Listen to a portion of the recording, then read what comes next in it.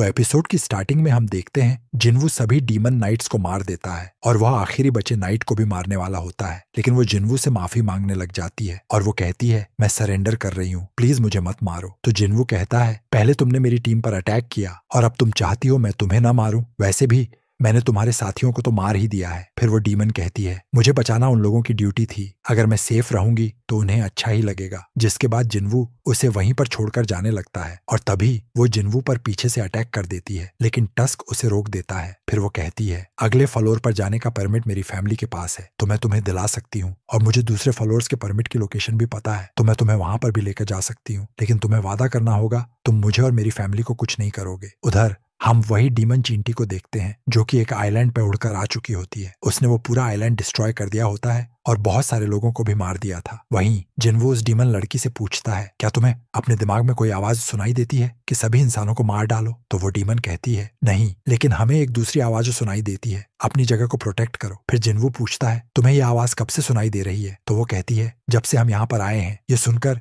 जिन्वू हैरान रह जाता है और वह पूछता है इससे पहले तुम कहां पर थी? तो वह बताती है इससे पहले हम डीमन रेलम में थे। फिर जिन्वू पूछता है तुम डीमन रेलम में क्या कर रहे थे? तभी हम देखते हैं उसके साथ वही ग्लिच होने लगता है और वो कहती है हम वॉर की तैयारी कर रहे हैं, एक ऐसे दुश्मन से लड़ने के लिए जो बहुत ताकतवर है और उससे लड़ने के लिए सभी डीमन को एक साथ आना होगा। फिर वो बार बार बोलने लगती है ये जानकारी बतानी नहीं चाहिए और वह अचानक से बेहोश हो जाती है। उधर हम हंटर एसोसिएशन की मीटिंग को देखते हैं। चिंचू बताता है एक डीमन एंट ने एक आइलैंड पर अटैक कर दिया और पूरे आइलैंड को बर्बाद कर दिया। उससे लड़ने के लिए 108 हंटर्स गए थे, जिसमें से 4 E rank hunter, 1 B rank hunter और 1 सी रैंक हंटर मारे गए। फिर एक ए रैंक हंटर ने उस डीमन को मार डाला। उस आइलैंड पर 294 लोगों की जान गई, मतलब हम कह सकते हैं वो एंट ए रैंक की थी। फिर डेंट कहते हैं वो आइलैंड जेजू आइलैंड से 120 किमी दूर है, इसका मतलब वो हम पर भी अटैक कर सकते हैं। हमें तुरंत ही चौथे जेजू आइलैंड रेड मिशन की तैयारी करनी चाहिए। उधर हम देखते हैं वो डीमन जिन्वू को अपने कैसल में लेकर चली जाती है और उसके फादर जिन्वू को देखकर डर जाते हैं। फिर वो कहते हैं ऐसल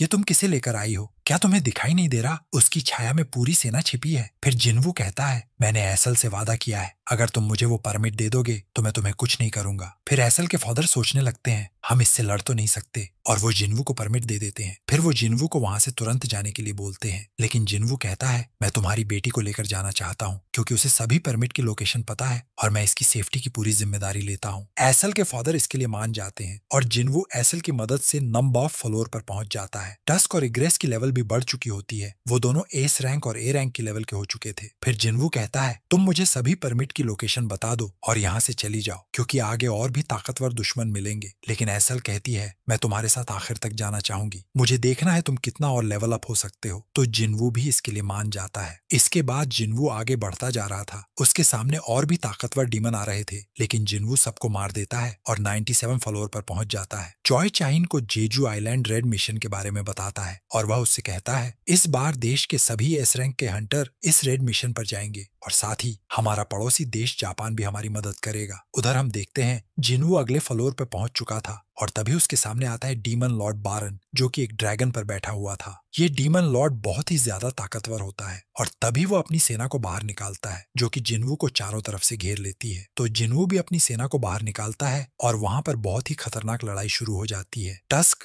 अपने जादू से वहां पर आग लगा देता है और बारन के बहुत सारे सैनिकों को मार देता है। फिर बारन अपनी बिजली से जिन्वू की सेना पर अटैक करता है और जिन्वू के सभी सैनिक मरने लगते हैं। ऐसल को भी वो अटैक लगने वाला होता है, लेकिन तभी जिन्वू वहां पर आकर उसे बचा लेता है। फिर जिन्वू अपनी गायब होने की ताकत से बारन पर अटैक करता है, लेकिन बारन उसे देख लेता है और उस पर बिजली से अटैक करने लगता है। तभी टस्क रोक देता है। वहीं हम हंटर्स की मीटिंग देखते हैं जहां पर जापान से ड्रैगन शॉट गिल्ड का लीडर गोटो भी आया हुआ था। ये जापान की एक बहुत बड़ी गिल्ड है जिसमें 11 एस रैंक के हंटर्स हैं। फिर गोटो की ट्रांसलेटर बताती है यह डीमन एंट सिर्फ 1 साल के लिए ही जिंदा रहती है, अगर हमने इनकी क्वीन को मार दिया तो बाकी की एंट 1 साल के अंदर मर जाएंगी। और पिछले 3 रेड मिशन से हमें पता चला है ये एंट ताकतवर हंटर्स की तरफ अट्रैक्ट होती है, इसका इस्तेमाल करके हम कोई प्लान बना सकते हैं। फिर गोटो कहता है इस रेड मिशन में हमारे 11 में से 10 हंटर्स शामिल होंगे, हम लोगों ने एंट्स का ध्यान अपनी तरफ खींच लेंगे और तुम लोगों का काम होगा क्वीन एंट को मारना। उधर जिन्वू बारन पर अटैक करता है, लेकिन बारन उसके अटैक को रोक लेता है और उसे पकड़कर ऊपर उठा लेता है। तभी इग्रेस और टस्क अटैक करते हैं, लेकिन वो उन दोनों को भी मार देता है और जिन्वू की सारी मैजिक पावर खत्म हो चुकी थी। अब जिन्वू को अकेले ही उससे लड़ना होगा। फिर जिन्वू और बारन में लड़ाई होने लगती है। बारन जिन्वू पर भारी पड़ रहा होता है और तभी जिन्वू का हथियार भी नीचे गिर जाता है। फिर जिन्वू खाली हाथ ही उससे लड़ने लग जाता है और बारन जिन्वू को मारने ही वाला होता है, लेकिन तभी एसल अपना डैगर उसकी तरफ फेंक कर मारती है, जिसकी वजह से उसका ध्यान भटक जाता है और हम देखते हैं जिन्वू अपनी पूरी ताकत लगाकर बारन के दोनों हाथों को उखाड़ देता है। फिर जिन्वू उसके मुंह पर एक जोरदार पंच मारता है और उसकी खोपड़ी ही उखाड़ देता है। जिन्वू का डीमन कैसल वाला मिशन पूरा हो चुका था। फिर वो एसल से कहता है, अब तुम्हारी फैमिली टॉप रैंक पर है, और यह एपिसोड यहीं पे खत्म हो जाता है। तो अगर आपको ये वीडियो पसंद आई है तो लाइक कर देना। पिछले सभी एपिसोड्स के लिंक आपको डिस्क्रिप्शन बॉक्स में मिल जाएंगे। मैं मिलता हूँ आपसे बहुत जल्द किसी नेक्स्ट वीडियो में।